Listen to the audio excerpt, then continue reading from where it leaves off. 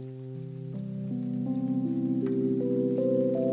Everyone, welcome to the channel mystic tarot. ये monthly reading है और नया महीना जून है, मिड ईयर आ चुका है। स्कॉर्पियो लोगों के लिए सन मून असेंडेंट हम रीडिंग देखेंगे। और जिस तरह पहले अलग-अलग से हो रही थी करियर और रिलेशनशिप के हवाले से, उसी तरह से मैं ये दोबारा से रीडिंग कंडक्ट कर रही हूँ। तो स्टार्ट करते हैं विद द करियर। पिछले कुछ अरसे से चीज़ें आपकी काफ़ी स्मूथ चल रही हैं, या ये कह लें कि ग्रेजुअली स्मूथ होती जा रही हैं।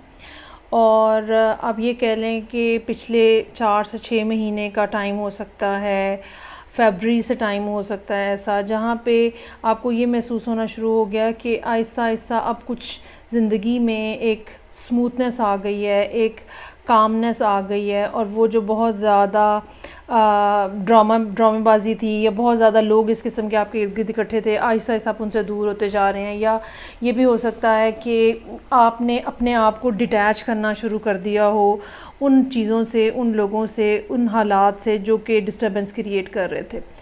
तो पिछले कुछ अर्से तक जो है, इवन मई का महीना भी इस लिहाज से बेहतर नज़र आ रहा है। लेकिन अब जून में जो फौरी तौर पे सिचुएशन यहाँ पे नज़र आ रही है, उसमें आर्ग्यूमेंट्स जो हैं वो होते हुए नज़र आ रहे हैं।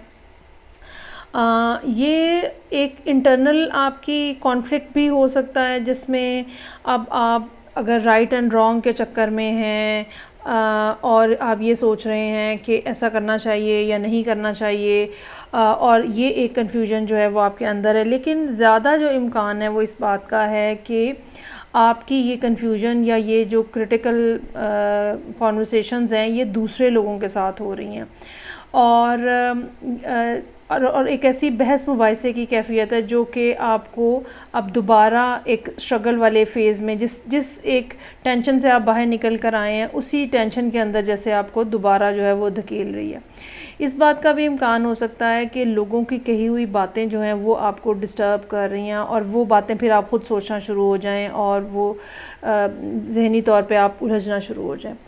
ओवरऑल इस महीने जो इम्पॉर्टेंट चीज़ है वो आपको उन लोगों का ख़्याल रखना है जो कि फ़ैमिली की रेंज में आते हैं, जो कि आपके सही जो रिलेशनशिप्स होते हैं, या ये कह लें कि ब्लड रिलेशनशिप होते हैं, या ये कह लें कि अगर आपका पार्टनर या स्पाउस भी है, तो इस तरह के जो क्लोज़ लोग हैं उनके बारे में आपको सबसे ज़्यादा कंसर्न होने की ज़रूरत है। और उनकी वेलबींग के बारे में, अपनी वेलबींग के बारे में, ये वो चीज़ें होंगी जिनके बारे में आपको इस पूरा महीना फोकस रहना है। अगर आपकी ज़िंदगी में कुछ नए लोग एंटर हो रहे हैं, जो कि यहाँ पे एस ऑफ वॉन्ड्स और एस ऑफ कप्स के साथ नज़र आ रहे हैं, अगर कोई नई मोहब्बतें आपकी ज़िंदगी में शामिल हो रही हैं, या कोई नए लोग आपकी ज़िंदगी में शामिल हो रहे हैं, तो इसका हरगिज़ ये मतलब नहीं है कि आप उन लोगों को या उन रिलेशनशिप्स को इग्नोर कर दें जो कि ऑलरेडी आपकी ज़िंदगी में मौजूद थे, जिसमें अगेन फैमिली, सिबलिंग्स, कोई भी हो सकता है। ये भी बात इसमें इम्पॉर्टेंट है कि अगर आपको ये लगता है कि आप मामलात में से खामोशी से निकल जाएंगे तो सूरत हाल ठीक हो जाएगी, या आप इनको इग्नोर करना शुरू हो जाएंगे, कबूतर की तरह आंखें बंद करना शुरू हो जाएंगे, तो सूरत हाल ठीक, तो ऐसा नहीं होगा।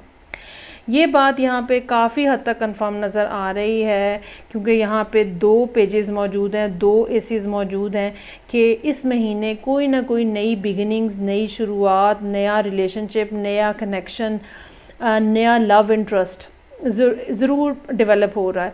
लेकिन साथ ही साथ ये भी इस बात का इम्कान है कि कोई पिछला पर्सन जो है, कोई पिछला ऑलरेडी जो एग्जिस्टिंग पर्सन है, वो भी आपको कांटेक्ट करने की कोशिश करे और आपसे माफ़ी तलाफ़ी करने की कोशिश करे।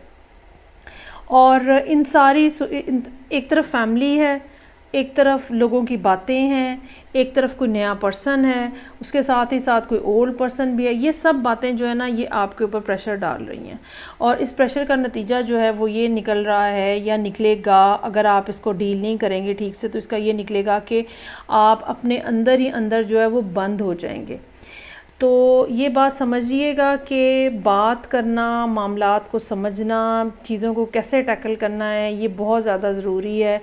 दूसरी बात ये कि अगर आप यहाँ पे गॉसिप का कार्ड है, ठीक है, अगर लोग आके आपको बातें बताएं किसी भी पर्सन के हवाले से, तो आपको उनको एज़ इट इज़ एक्सेप्ट नहीं कर लेना। अगर जब तक आपको या तो उसका प्रूफ नहीं मिल जाता या आप इंट्यूटिवली उससे सेटिस्फाइड नहीं हो जाते, क्योंकि इस महीने प्रॉब्लम्स जो हैं आने जो हैं वो ज़्यादातर ख़ास तौर पर रिलेशनशिप के हवाले से वो उस सूरत में आनी है जब आप लोगों की बातों में आ जाएंगे, और ये बातें जो हैं ये फिर डिस्टर्बेंस क्रिएट करेंगी, दिल बुरा होगा, लड़ाई झगड़ा होगा, खफगी होगी।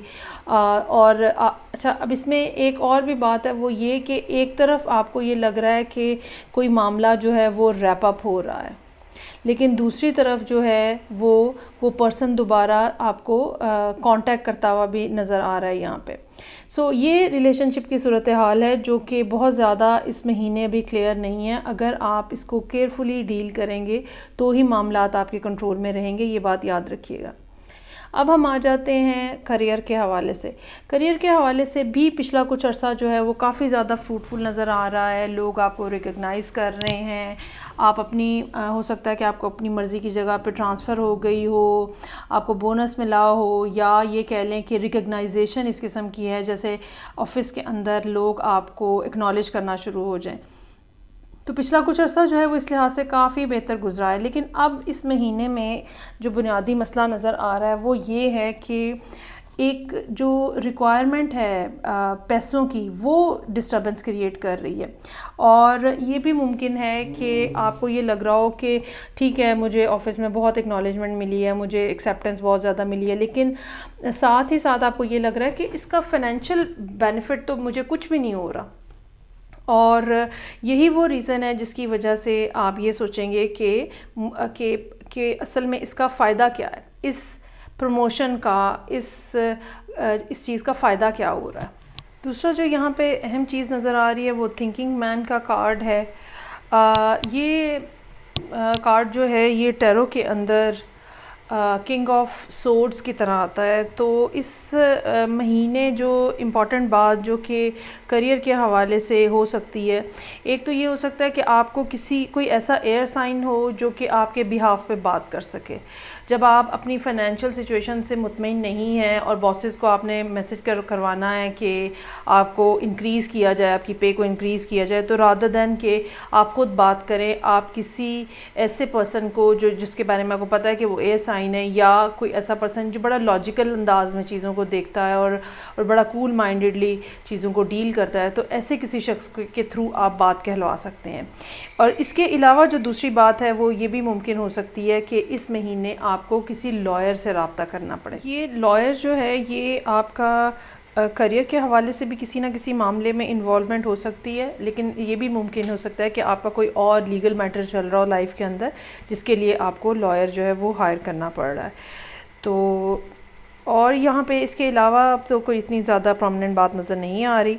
सो ये थी रीडिंग जो कि स्कॉर्पियो लोगों के लिए थी, सन, मून एंड असेंडेंट। फीडबैक का मुझे इंतज़ार रहेगा। आई रियली होप कि आपको रीडिंग जो है वो अच्छी लगेगी। मैं आपसे नेक्स्ट रीडिंग के साथ फिर मिलूँगी। अपना बहुत ज़्यादा ख्याल रखिएगा। खुदा हाफिज़।